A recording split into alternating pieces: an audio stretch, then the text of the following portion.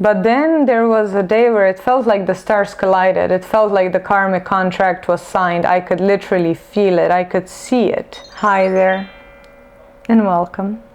Thank you for choosing my channel out of all of the channels out there. Today, I wanted to talk about how the relationships that we pick are oftentimes a direct reflection of the relationships that we've had with our parents.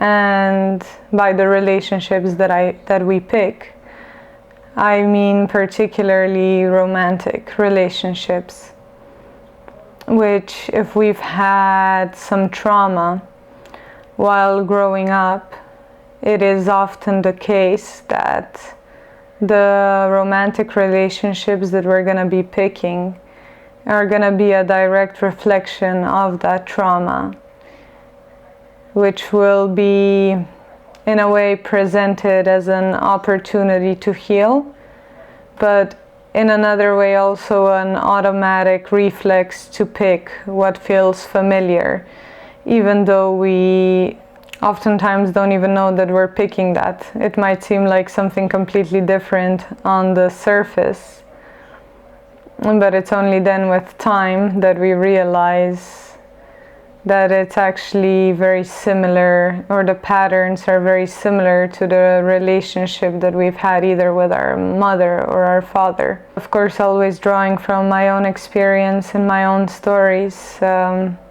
My first romantic relationship that was kind of serious.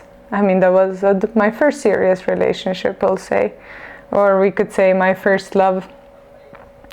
When I was 17 years old, it was a terrible relationship, actually, an abusive relationship on so many levels. And it was a direct mirror of the relationship that I had with my mother. In this relationship, or rather through it, I actually managed to heal the patterns, let's say, that came up for me, or the maladaptive coping mechanisms that I developed through my relationship with my mother. And I have to put out a disclaimer that the relationship with my parents, with both of them, is now very beautiful and healthy. My mother passed away though, but that was a beautiful ending on so many levels as well, and I'll touch upon that a bit later. But while growing up, I initially in my childhood with my mother, I felt we had a good relationship, but then there came a point in time where, now looking back at the images, I can see her looking at me with an angry face, and she also got sick when I was quite young, and it was always told to me that actually her kidneys had failed due to my birth. She told me that, and it all turns out that only now I found out from the side of my grandmother that it was actually an inherited disease that had nothing to do really, or not much to do, with my birth at all. And so now looking back at these images, now I'm back in my family home actually, after traveling for a long time. And looking back at some of the photos, I can see her looking at me with a very angry face on most of those images, which is quite interesting because for me, while growing up, I never really felt loved. From the side of my mother, I felt like I was oftentimes criticized, particularly later on also in my teenage years.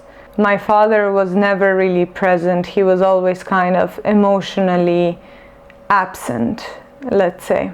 He had quite a temper. He would oftentimes yell out of nowhere, and me being quite a highly sensitive child, that really affected me. As I was saying, it was through my first relationship that then I confronted this aspect of myself that always felt criticized, not good enough.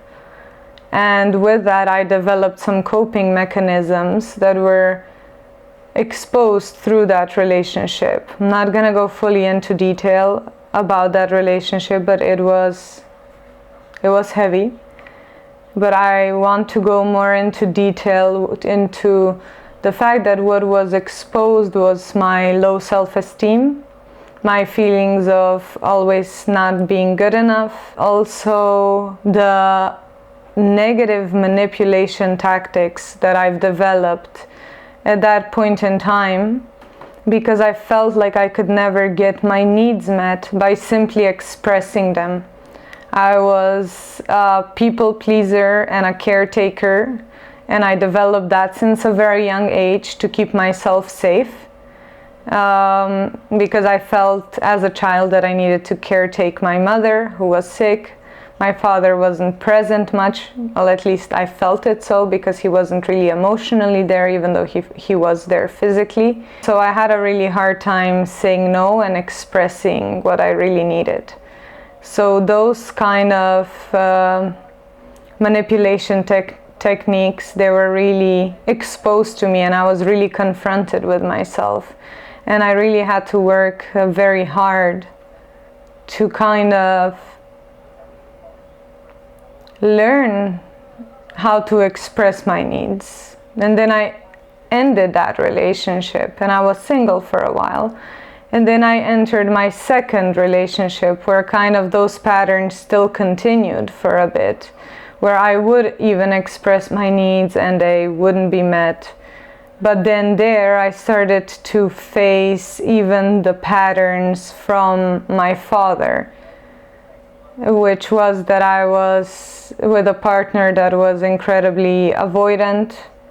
And in this case, even though my father was not, he was narcissistic and abusive as well.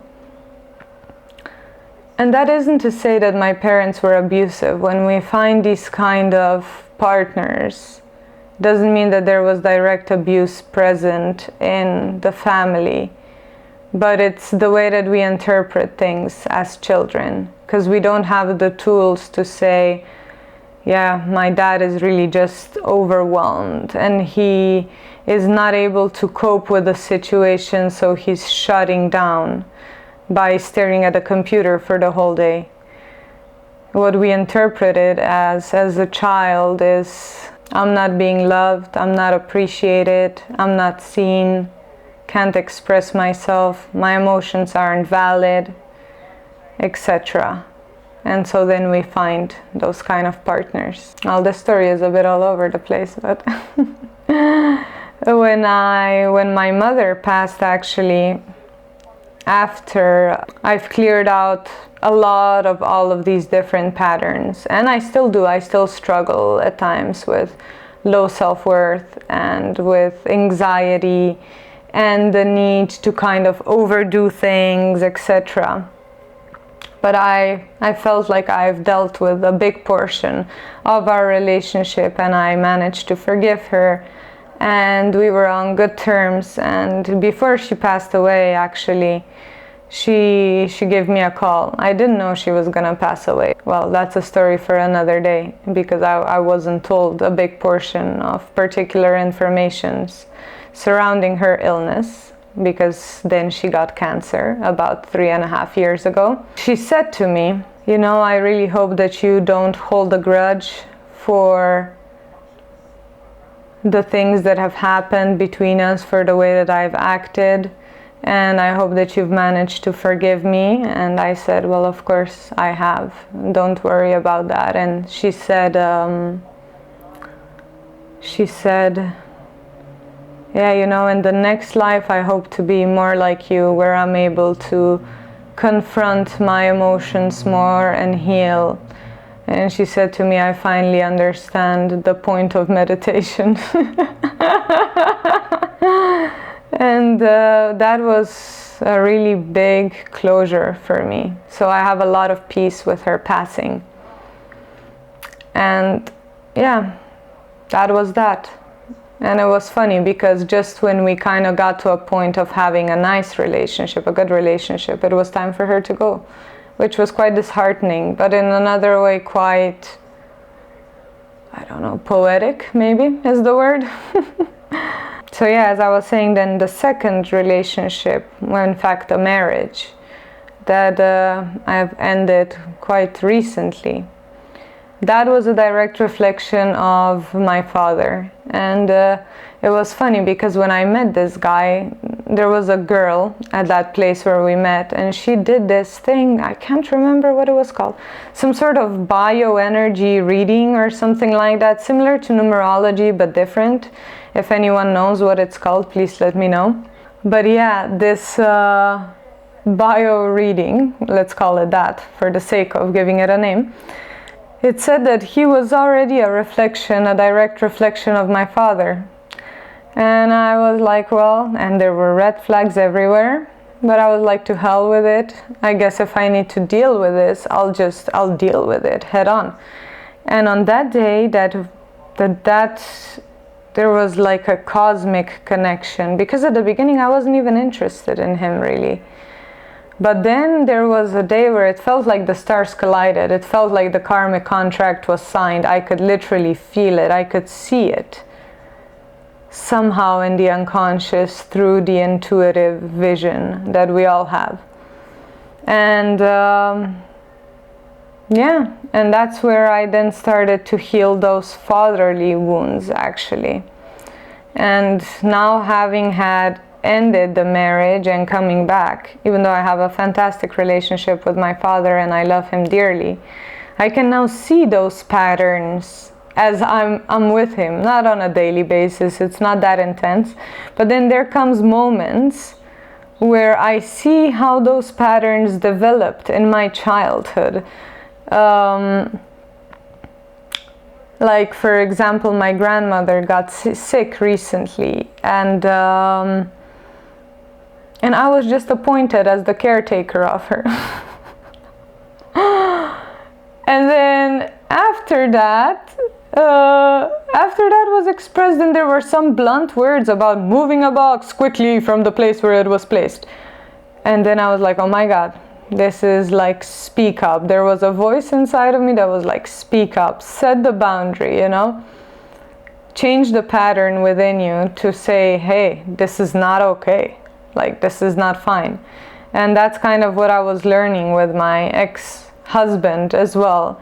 It was to really set those boundaries and to say no, and to stop walking on eggshells out of fear of what the consequence would be of expressing myself and my truth, basically. Because what used to happen with my father was a silent treatment for a week, basically. And so where I'm trying to get at, it was through this marriage that I kind of started to see the patterns. And it's now through my father where I can see them, definitely not as intensely, but how they emanated from my childhood, and how these patterns, like these energetic, there's an Indian name for it, a Sanskrit name, what are they called? I don't know. But like these energetic vortexes, let's call them, that are within ourselves, right? That then attract those kind of situations into our lives.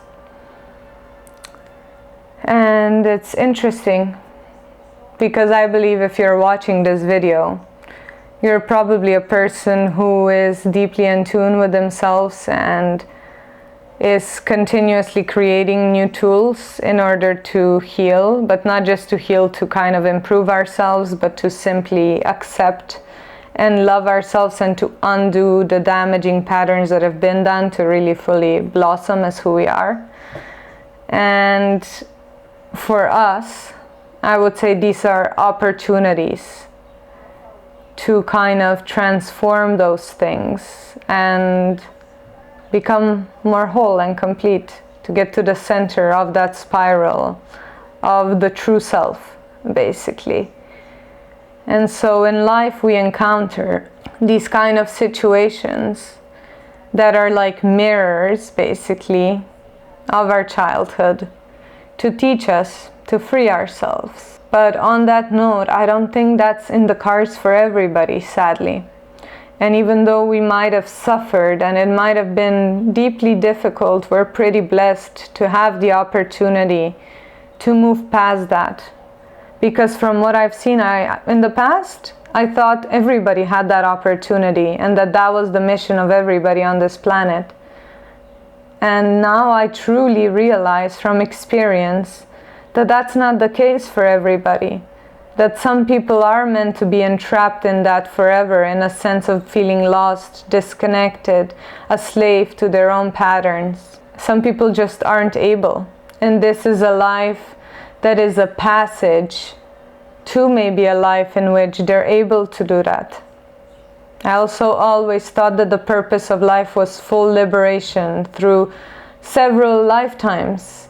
But that would give it a very karmic notion. Maybe in the end what it is simple curiosity of the soul to experience all the different possibilities that this world has to offer. I don't know. I'm not sure.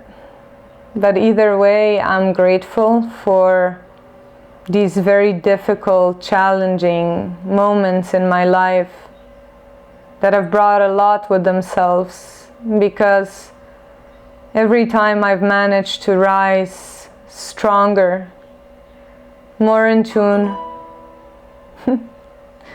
more in tune. There was a confirmation ding from my phone. Stronger and more in tune with myself. And I feel like, I know that that's the pathway that I chose. And I know that at the age of 18, I had the choice, literally, to make of which pathway I am going to choose, whether I'm going to choose the pathway of awakening or whether I'm going to continue in the old patterns. Even though it's difficult, it's a blessed path. So I think that's going to be it for today. I hope you enjoyed this video. I hope it brought something wonderful to you. If it did, please give it a like, please subscribe so that this channel can reach the widest audience possible and help the most people possible. I send you a lot of love. I love you a lot. If you're going through something difficult, persevere and find the help that you need. Have a wonderful day.